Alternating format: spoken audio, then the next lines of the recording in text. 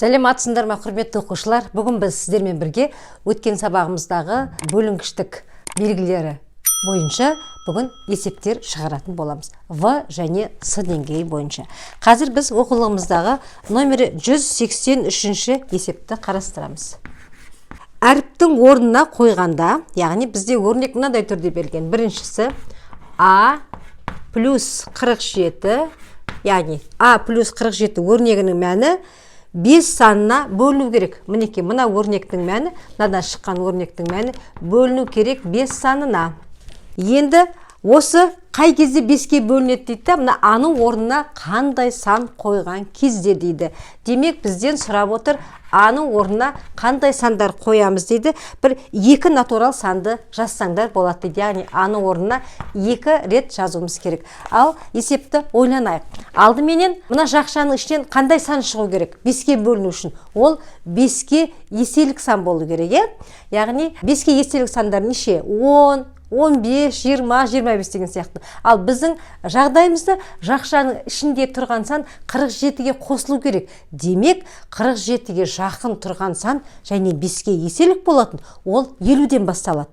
Солай ғой. Демек, 47-ге нешені қоссақ 50? Онда 3-ті қоссақ 50. Демек, А 3-ке тең болғаны. Олай болатын болса, Аның орнына 3-ті қойсақ, 3 плюс 47, бұдан 50 шығады ғой. 50 міндетті түрде 5-ке бөлінеді. 10-нан келеді. Солай емес па? Енді одан кейін тағы да қандай сан бар? Одан кейін санды алсақ болады. 50-ден кейінгі еселік болатын сан 55. Демек, онда мынаған нешені қосамыз? 5-ті қосамыз деген сөз ғой. Демек, А 8-ге тең болу керек. Ал аның орнына енді 8-ді қоямыз. 8 плюс 47 бөлу 5. 8-ге 47-ні қоссақ, бізде қанша болады балдар? 55 болады. 55-ті 5-ке бөлсек 11. Міне есептің жауабын біз бердік. Яғни аның 2 мәнін көрсетіңдер дейді. 3 және 8-ге тең болған жағдайда екен. Келесі екінші мәні В минус 29. 9 санына бөліну керек. 9 санына бөлінетін 2 натурал санды жазыңдар дейді. Ал жаңағы есептегідей тура, енді 9 санына еселік болатын сандар қандай бізде? 18 бар, 27, 36 осындай реттілікпен кете береді. Яғни еселік болатын сан деген сөз, мына 9-ды 2-ге көбейтсең, 3-ке көбейтсең, 4-ке көбейтсең деген сөздер. Енді мына есептегі сияқты Аның 2 мәнін таптық. Бұнда да В-ның 2 мәнін қазір табамыз. Ал демек, біз енді мына жердегі жақшаның ішінде өрнек 9-ға бөліну үшін бізде жақшаның ішінде әрине 18 болу керек. В-ны табайық. В азайту 29 өрнегі қай кезде 18-ге тең болады екен? В тең, мынау қарапайым есеп бізде бастауыштан белгілі. 18-ге қосамыз 29-ді. Сонда В тең болады 47-ге. Демек, бірінші жағдайда В бізде болады екен 47-ге.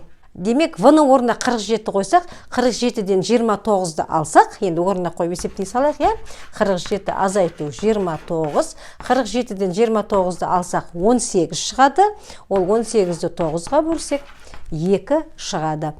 Енді келесі, В-ның орнында келесі санды жазу үшін, мына алдыңғы есептегідей, балдар, 47-ге 9-ды қоса қоямыз. 47-ге 9-ды қоссақ қанша болады? 56, Демек, келесі есебіміздің жауабы 56 болады екен. 56-дан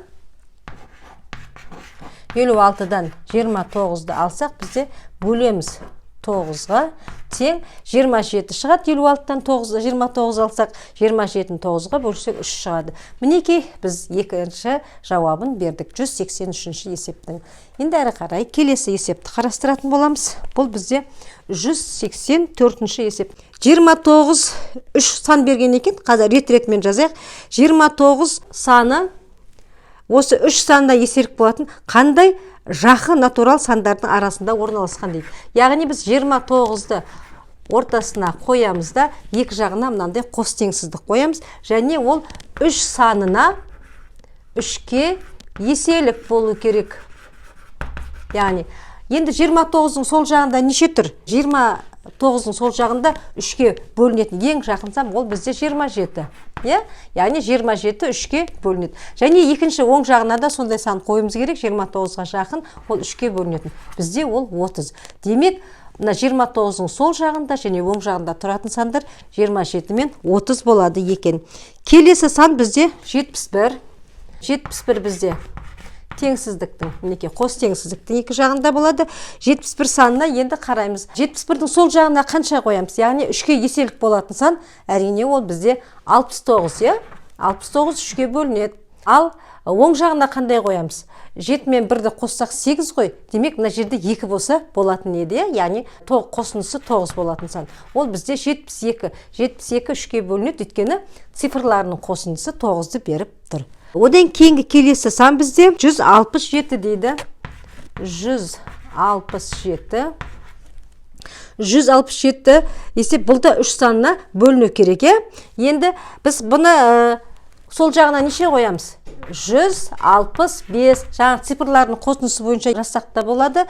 Екінші жағында енді неке 168-ді алсақ болады. Өйткені 1-ге 6 қоссақ 7, 7-ге 7 қоссақ 14 қой. Ал бізде мына жердегі сан 15 болса болатын еді. Онда 7-ден 1-ге артық санды жазсақ жеткілікті. Мына жағында да сондай. Мінекей біз 184-ші есептің жауабын бердік. Енді С деңгейден шығарайық. 189-ші есеп. X тақсан дейді балдар бізде. X тақсан. Білеміз, тақсан қандай сандар деп. Яғни 2-ге бөлінбейтін сандар. Онда 5x өрнегінің мәні жұп бола ма дейді. Онда 5x өрнегінің мәні жұп бола ма дейді. 5x өрнегінің мәні жұп болмайды деп жауап береміз. Жұп болмайды. Неге? Өйткені, мысалы, x тақсан болғандықтан ол 1, 3, 7 деген сандарды көбейтеміз ғой.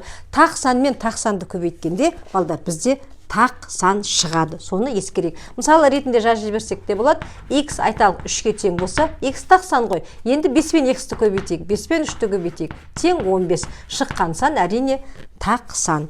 Келесі екінші. Мынау бірінші бізде балдар. Екінші бізде былай дейді. А натурал саны 3 санына бөлінбейді дейді. Яғни А деген сан 3-ке бөлінбейді екен. Бұлай бетіп сызып қояйық. 3-ке бөлінбейді дейді. Онда дейді 16 өрнегінің мәні 6 санына бөліне ма дейді. 16 А өрнегі 6-ға бөліне ма дейді. 6-ға бөліне ма деп сұрап тұр.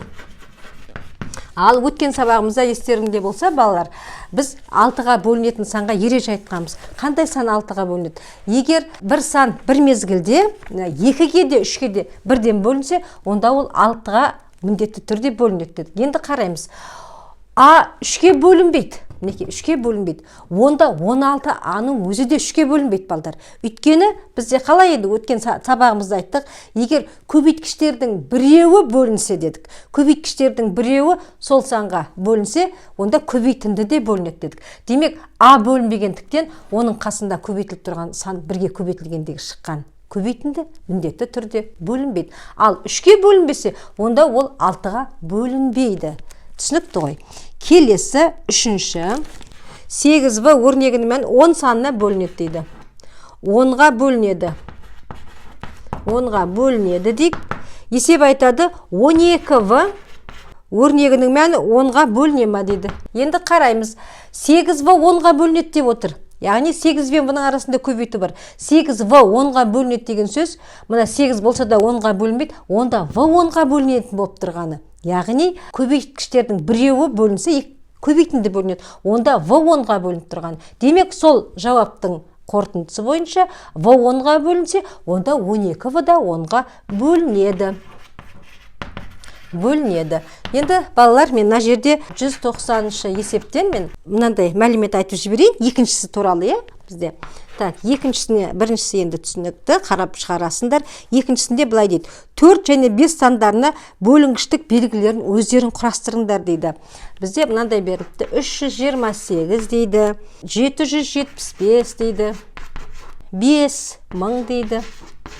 Тағы да енді көп балдар сандар. 2350. тағы осылай кете береді. Кітапта оқулықта берілген ғой. Осы сандардың қайсысы 4-ке, қайсысы 25-ке бөлінеді дейді. Мен тездетіп ереже айтып жіберейін. Ал мұқият боламыз, тыңдаймыз. Өйткені бізге бұл өте көп керек. 4-ке бөлінетін сандарда балдар, мынаны ескеріңдер. Қандай сан 4-ке бөлінеді десе, санның соңғы 2 цифры, неке? Санның соңғы 2 цифры 4-ке бөлінсе, ол сан міндетті түрде 4-ке бөлінеді. Мысалы, 28 4-ке бөліне ме? Бөлінеді, 7-тен келеді. Демек, 328 4-ке бөлінеді. Ал 25-ше, 25-те де дәл сондай ереже балдар. 25-те де санның соңғы 2 цифры 25-ке бөлінсе, онда ол сан міндетті түрде 25-ке бөлінеді. Мына жерде мінекей 2 нөлмен аяқтап тұрса, бұны 100 деп түсіне беруімізге болады. 100 4-ке де бөлінеді, 25-ке де бөлінеді. Мына жерде мінекей соңғы 50 тұр, бұл енді 25-ке бөлінеді. Мінекей ереже бізде осындай. Ал, құрметті оқушылар, біздің сабағымыз осымен бүгінгі аяқталды. Келесі сабақтарды бізден жіберіп алмаңдар. Біздің арнаға міндетті түрде тіркелуді ұмытып кетпеңдер. Келесі сабақта кездескенше.